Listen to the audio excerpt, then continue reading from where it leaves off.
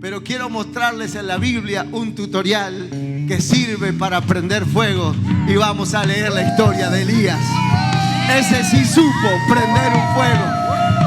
Ese sí supo prender un fuego que trajo avivamiento. Así que no los voy a llevar a esa historia triste, los voy a llevar a una historia de avivamiento.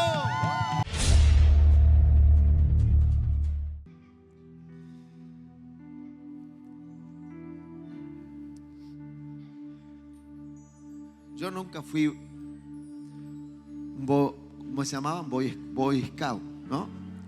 ¿Alguien aquí algún Boy Scout? 1, 2, a ver, mirá, unos cuantos.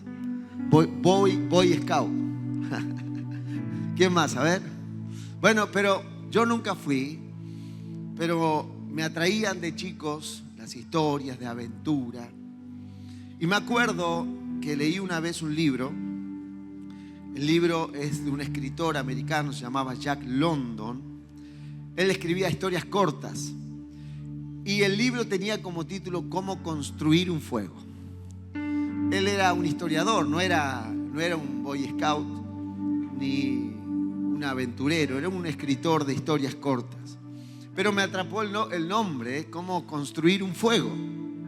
Así que el libro, no lo recuerdo a plenitud, pero recuerdo la esencia.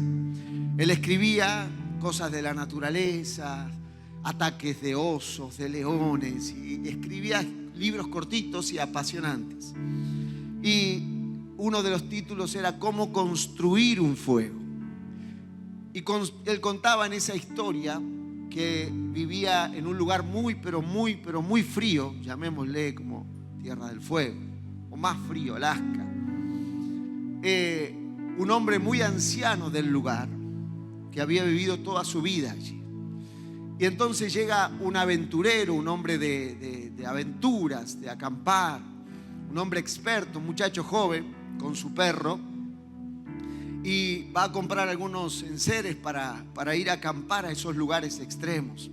Y se encuentra con este señor anciano del lugareño, y le dice: joven, yo quiero darle algunos consejos, veo que usted viene de visita.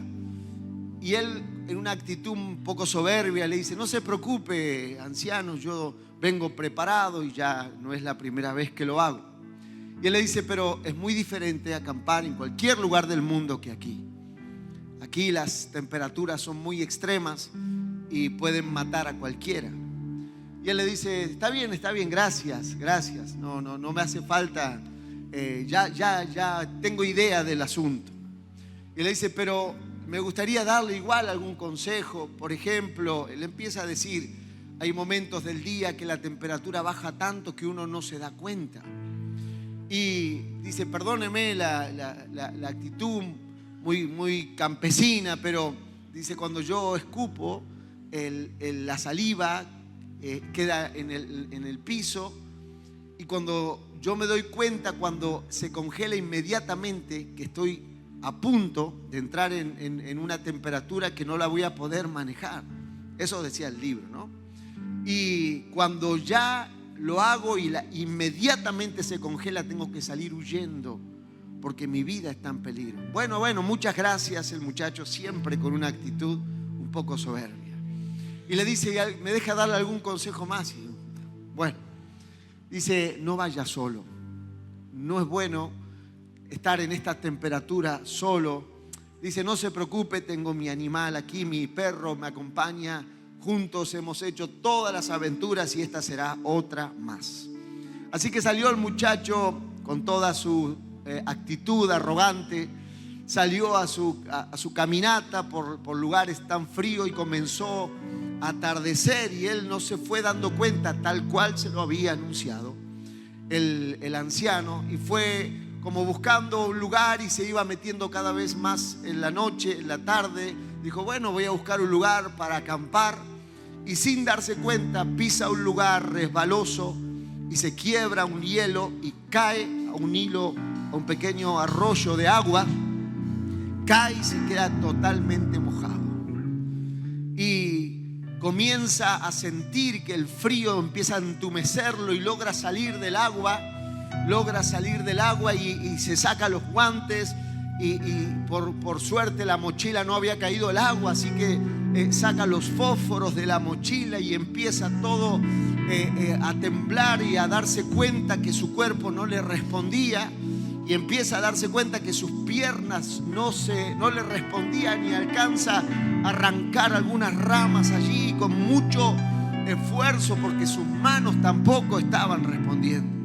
Entonces junta unas pocas ramas, y cuando logra sacar los fósforos de la mochila, sus dedos ya no le responden y ya no podía agarrar los fósforos para prenderlos, y entra en una desesperación y logra agarrar con la boca, intenta hasta que un fósforo prende y logra caer allí en las ramitas, y con mucho esfuerzo, ya sobreviviendo, sopla y se arma un pequeñito fuego. Pero era tanto el frío y el entumecimiento que tenía en el cuerpo. ¿Le cuento el cuento o no le cuento? Bueno, que con las manos como las tenía tan torpes, se quiere agarrar más ramas, y lo que hace es mover tanto las ramas que cae toda la nieve sobre el fuego y se apagó el fuego. Conclusión: este escritor siempre escribe historias tristes. Al otro día encuentran al muchacho y al perro muerto. Entonces, no es un tutorial que sirva para prender fuego, pero quiero mostrarles en la Biblia un tutorial que sirve para prender fuego, y vamos a leer la historia de Elías. Ese sí supo prender un fuego. Ese sí supo prender un fuego que trajo avivamiento. Así que no los voy a llevar a esa historia triste, los voy a llevar a una historia de avivamiento. ¿Está listo? Ahora sí, vamos a un tutorial bíblico para prender un poderoso fuego. Primera de Reyes, capítulo 18, verso 30 dice: entonces dijo Elías a todo el pueblo: acercaos a mí. Y todo el pueblo se le acercó, y él arregló el altar de Jehová que estaba arruinado.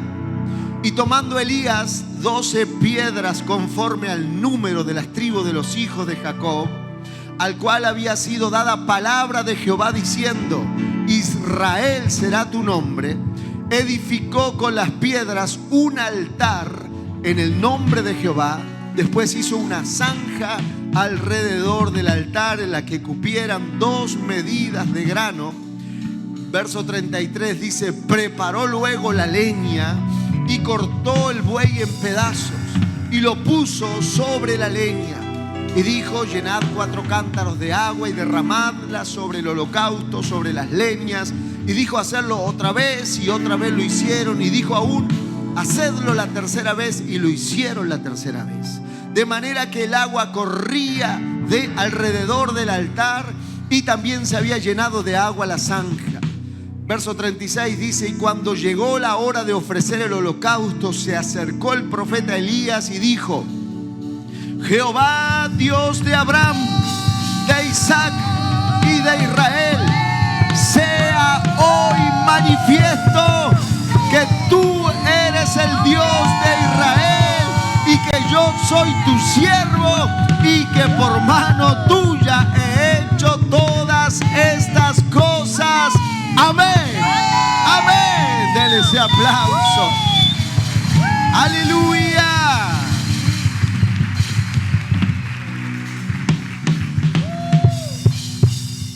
Vamos a detener un momento allí. Luego vamos a leer la otra parte, cuando cae el fuego. Pero quiero mostrarles en esencia la preparación o la previa para que un fuego pueda realmente caer.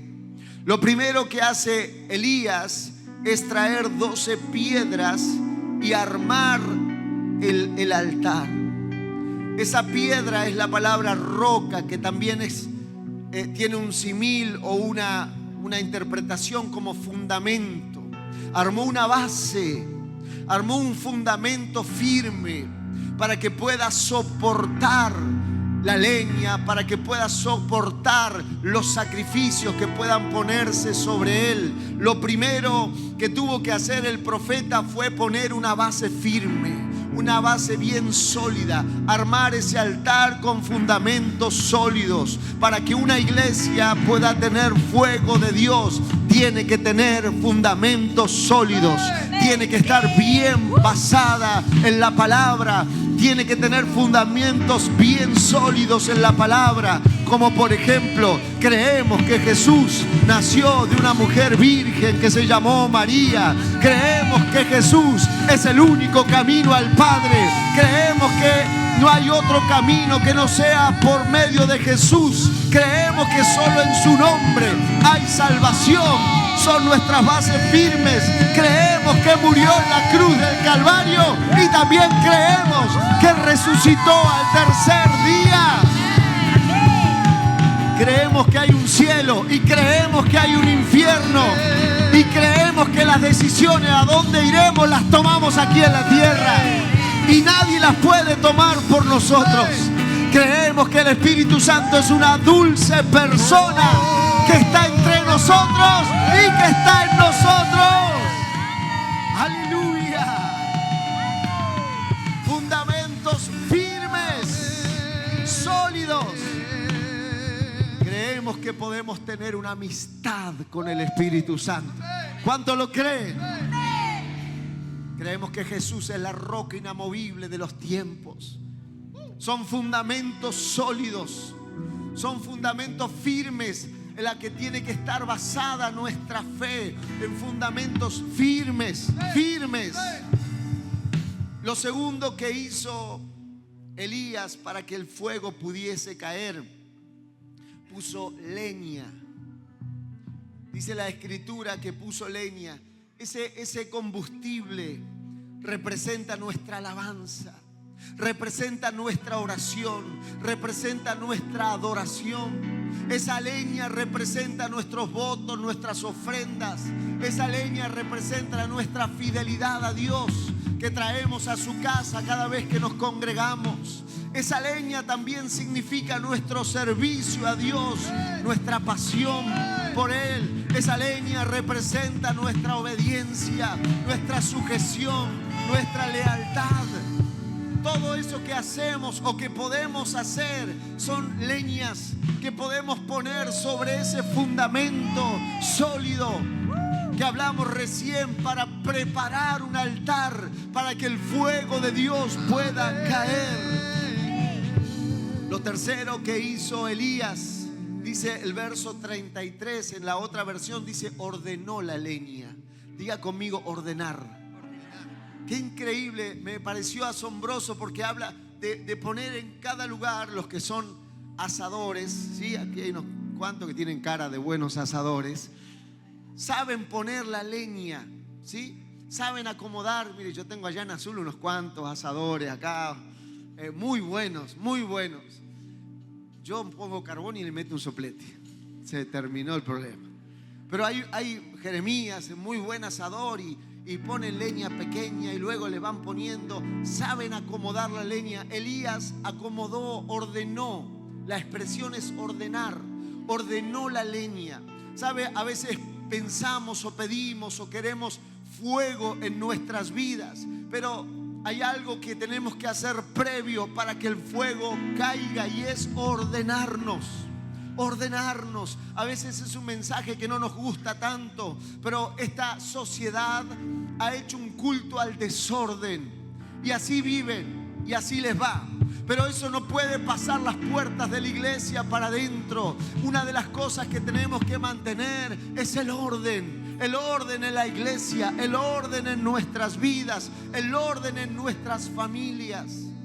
Vivimos como nunca en una sociedad totalmente desordenada. Y lo vemos en iglesias. He estado en muchos lugares que la iglesia, la reunión empieza 20 minutos más tarde del horario pactado.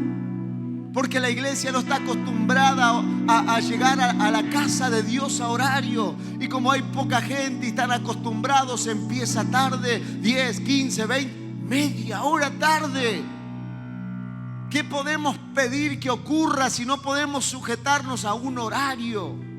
Si no podemos respetar en la casa de Dios un horario. Debemos ordenarnos. Nos pasa como familia. Sabemos el horario del culto y empezamos a prepararnos tarde. No quiero que nadie levante la mano, pero pasa. En algunas ciudades pasa.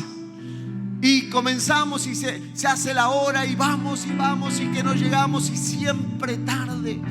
Fuera se desordena el hogar. Los servidores muchas veces no tienen un compromiso con la casa de Dios. Hoy sirven, mañana no sirven. Tenemos que ordenar nuestra vida y aprender a tener un compromiso con el orden en el servicio. Sabe, la palabra advierte que en los últimos tiempos habrá muchos tibios, muchos desordenados, pero dice el Señor que a los tibios le causan repulsión, les causan arcadas a Dios, los vomitará de su boca. Queremos fuego. Diga conmigo, me debo ordenar.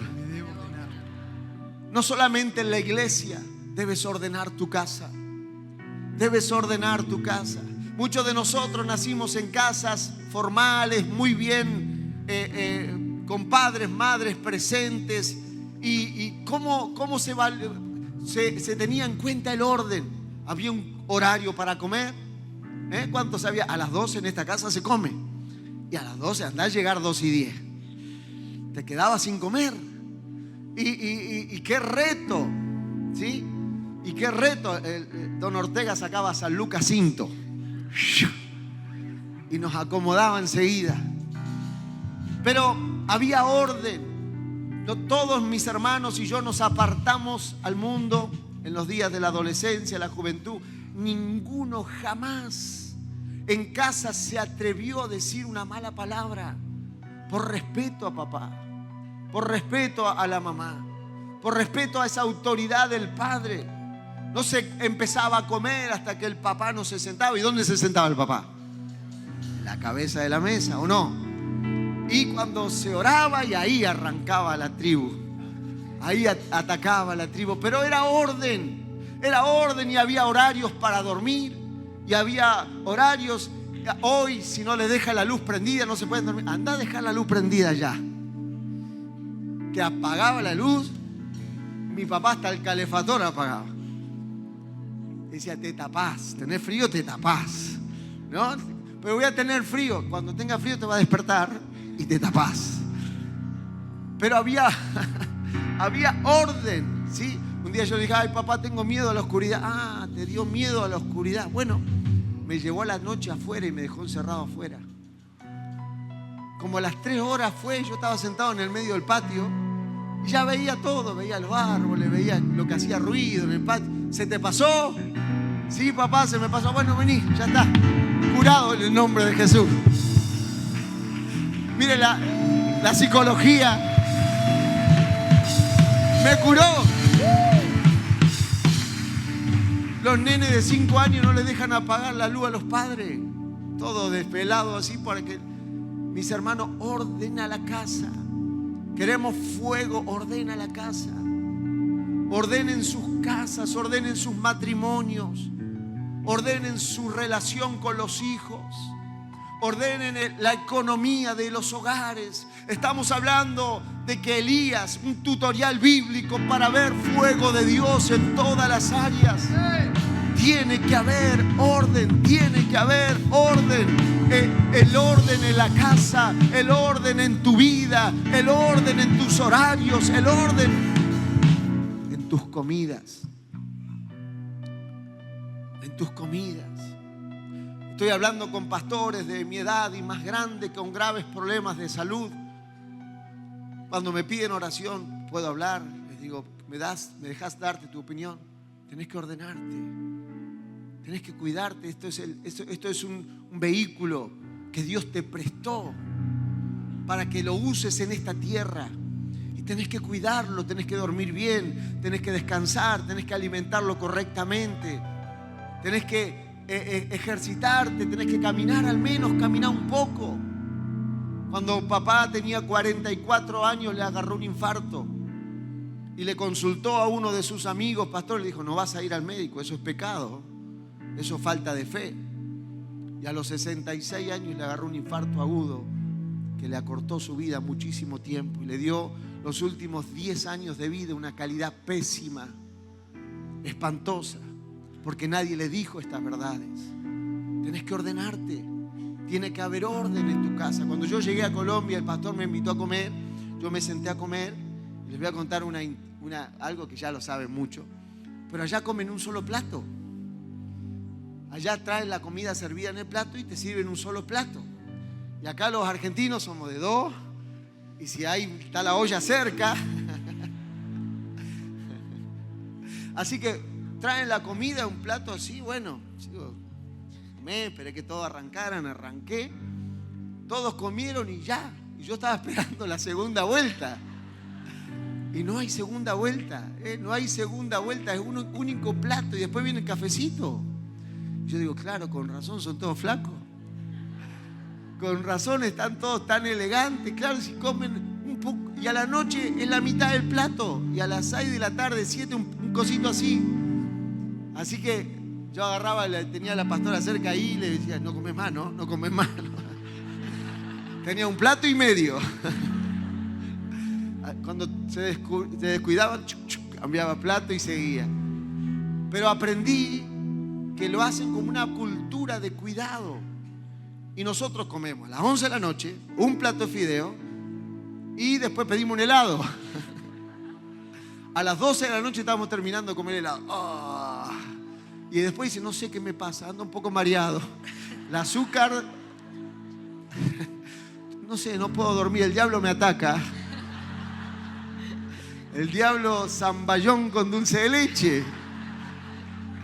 Ordena tu vida, ordena tu vida, ordena tu casa. Dios te va a dar una larga vida saludable. Vas a ver la gloria de Dios. Te va a acompañar, te va a dar fuerza. Estarás vigoroso, verde, darás fruto. Habrá bendición, habrá fuerza para ver la gloria de Dios hasta el último día de tu vida. Ordena tu vida. Amén. Pero aparte de ordenar la leña que tiene que ver en todo el orden de nuestra vida, luego puso el becerro, dice el punto 4, puso el becerro, el animal cortado sobre el altar. Ese sacrificio tiene que ver con nuestro esfuerzo en la vida espiritual.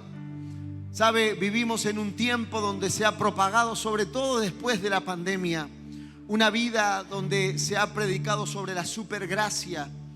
Y que, a ver, entendamos bien, claro que todo fue hecho allí, ¿verdad?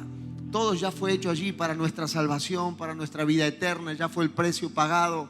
Pero se ha pasado de largo ese mensaje al punto de que ya no hay que hacer nada, no importa cómo yo viva, como usted viva, no importa, ya todo fue hecho, ya. No importa si me congrego, no importa si honro a Dios, no importa si sirvo a Dios, no importa si me comprometo, no importa si salgo de acá y prendo un cigarrillo en la vereda, ya fue todo hecho, ya está todo pago. Mis hermanos, eso no es el mensaje bíblico verdadero.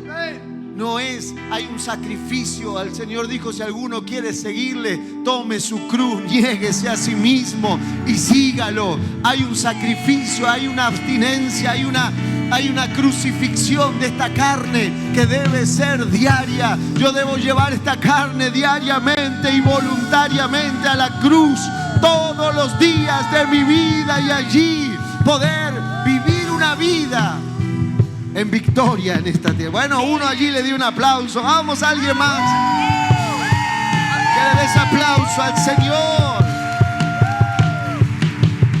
Hay un mensaje de la supergracia que ya todo está hecho, ya todo. Yo conozco a varios que fueron atrapados por esa pseudo teología. Hoy ya están divorciados, ya están en el mundo, ya sus vidas y familias se despedazaron. Quiero que entienda que ese sacrificio tiene mucho que ver con tu resultado. Tiene mucho que ver. Nosotros quizás nos convertimos en otra época, pero este era el mensaje que nos abrazó, el compromiso con Dios. el compromiso con la casa de Dios, el compromiso con el servicio. Mis hermanos que sirven a Cristo, yo les felicito porque están comprometidos, porque siendo jóvenes o no tan jóvenes, están comprometidos y han entendido este mensaje. Hay un sacrificio, hay un esfuerzo, hay que abstenerse de muchas cosas por llevar el nombre de Jesús bien en alto, por ver un avivamiento. Hay que pagar un precio, a veces dormir poco, a veces andar mucho, que nadie te recompense, que nadie a veces sientes que nadie ve lo que tú haces, pero lo haces por amor a Cristo, lo haces por amor al que te llamó. Hay gente sirviendo los baños, hay gente sirviendo el estacionamiento, hay gente sirviendo allá afuera que no está aquí sentado, pero saben a quién sirven. Hay un sacrificio, hay una vida de entrega, de rendición, hay una vida de compromiso, y créanme, lo hacen por Él, lo hacen por Él, lo hacen por Él. Aleluya. Te puedo asegurar que el nivel de tu compromiso tendrá que ver con el nivel del fuego que Dios desate con tu vida. Yo quiero el fuego aunque me cueste todo. Yo quiero el fuego aunque me cueste todo. Él sabe que puede contar con todo lo mío, porque yo quiero todo lo de Él. Hay un desafío en el reino. Si le das todo, vas a ver todo de Dios sobre tu vida. ¿Quieres fuego de Dios? Comprométete con Dios y vas a ver ese fuego. Sacrifica tu vida por Dios y verás ese fuego. Acompaña tu vida y no se apagará. Aleluya. Aleluya. Gracias, Jesús. Y dice la Escritura que luego que estuvo todo allí ordenado, bien puesto, el sacrificio sobre la leña, diga conmigo, comenzó a orar. Comenzó a orar. ¿Sabe? La oración de Elías no fue, hay una expresión que me gusta, no fue una oración aguachenta. ¿Alguna vez no le sirvieron un jugo que era más agua que jugo? Digo, dame agua en vez de esto. No tiene ni gusto a nada. Hay oraciones aguachentas, sin sabor. Yo tengo uno de mis hermanos que vive en otra ciudad y él es de una congregación X que son muy tranquilos, ¿no? Y yo venía en el fuego de la metodista. ¿Y qué? Uno quedaba, hasta que no quedaba fónico, no estaba ungido. Y me junto a orar con mi hermano. Era la primera vez que nos juntábamos a orar. Yo, acá va a caer. Y él arranca y dice, ¿qué pedirte, Señor? Y yo ya abrí un ojo. Gracias. Yo digo, ¿cuándo arranca? Está entrando en calor. Pero no arrancó nunca. Yo digo, imagínense pedir el fuego desesperado con 450 profetas falsos. Las oraciones apasionadas. A ver, nosotros nacimos, vamos a hablar un poquito de nuestra historia. Nosotros nacimos entre danzas y profecías. Nacimos entre el fuego de Dios. Nacimos entre gente bautizada con el Espíritu Santo a los 2 días de haber llegado a la iglesia, porque había fuego en el altar. Había hombres y mujeres de Dios que pagaban el precio y clamaban y oraban noches enteras y madrugaban y hacían vigilias verdaderamente de oración, que el Señor tomaba esas vidas y hacía cosas tremendas. Eran oraciones que movían el cielo, oraciones que hacía que el que entrara por esa puerta nunca más saliera de esa iglesia. Yo vi a gente alcohólica entrar a la iglesia y nunca más en su vida consumir alcohol, ser transformados en un culto de oración, ser tocados, ser sanados, los demonios salir.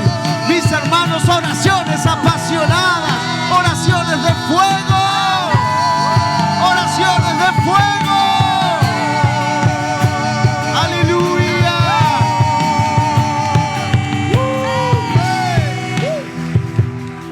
oraciones al rojo vivo, vigilias de oración, vigilias de clamor, vigilias en el altar, donde era un quebranto, era un arrepentimiento constante. Claro, nos faltaron muchas cosas, pero el fuego estaba en el altar encendido, corazones encendidos. Yo recuerdo una vez estaba en un culto de esos y un joven, un muchacho con síndrome de Down, tomado por el Espíritu, pidió el micrófono. Y yo digo, ¿qué van a hacer? Y el pastor le entregó el micrófono y me dio una palabra de parte de Dios, sin jamás en la vida haberme visto. Me dice: pastor, no te preocupes por el contrato que te acaban de cancelar. Acababan de cancelarnos el Estadio Único de La Plata, que luego lo hicimos en Mar del Plata.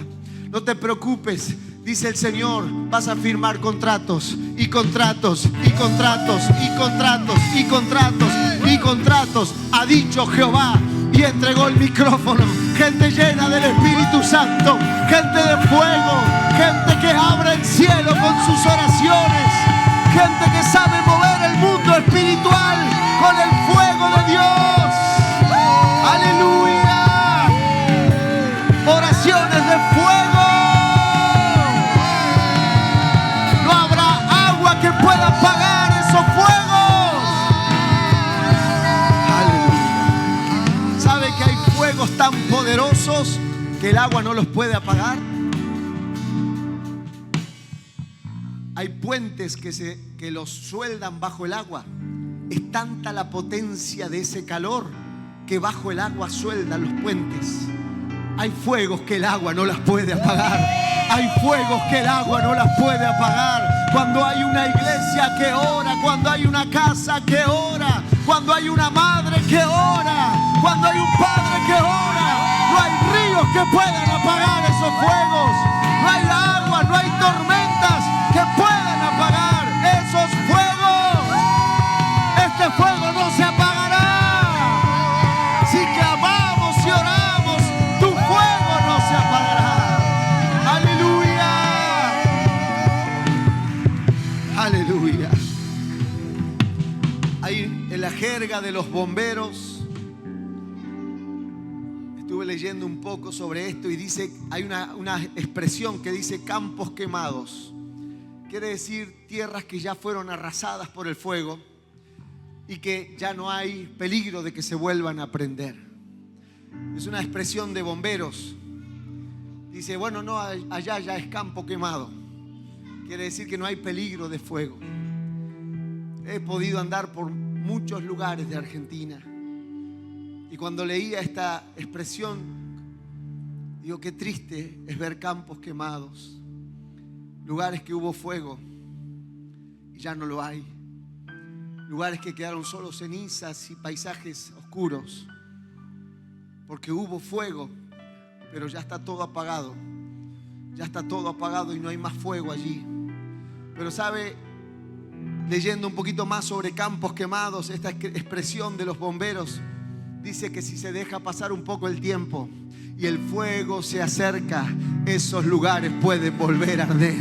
Y ahí hay esperanzas para Argentina. Esta nación es una nación que nació en fuego. Muchos de nosotros nacimos en iglesias de fuego, en ministerios de fuego. Muchos de nosotros nacimos en moveres de Dios, bajo el fuego del Espíritu Santo. Fuimos educados con una Biblia en la mesa. Fuimos acompañados toda nuestra infancia y adolescencia con guitarras, panderetas, violines, instrumentos y alabanza al Dios del cielo. Milagros nos han acompañado porque nos enseñaron a orar y abrir el cielo con nuestras oraciones. La gente de fuego no deja que esa oración se termine. Aleluya.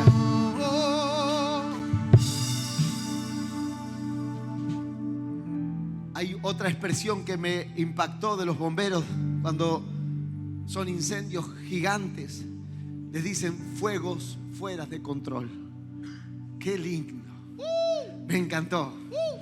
Fuegos son las comunicaciones entre ellos. Campo quemado, listo, no pasa nada. Pero hay una expresión de bombero a bombero, de cuartel a cuartel. Fuego fuera de control. ¿Sabe qué es eso? Un avivamiento. Un avivamiento. Un avivamiento es un fuego fuera de control. Un avivamiento es un fuego que no hay fuerza humana que lo pueda detener. Aleluya. Yo creo que tenemos que ponernos de acuerdo y pedir en Argentina, en Paraguay. Esperen un cachito, por favor. Un fuego fuera de control. Un fuego fuera de control. ¿Sabe? El último fuego que hubo en Estados Unidos el año pasado, este año creo que fue, o el año pasado, este año. ¿Sabe qué quemó? Las casas de toda la gente de alta sociedad, porque era un fuego fuera de control. Cuando hay un avivamiento, llega a toda la sociedad. Llega a lo más alto, llega a lo más bajo, llega a los niños, llega a los ancianos, llega a los jóvenes, llega a las familias completas, desesperadas por servir a la casa de Dios, familias completas, jóvenes comprometidos en el altar, buscando la presencia del Señor, llorando sus pecados, confesando sus pecados.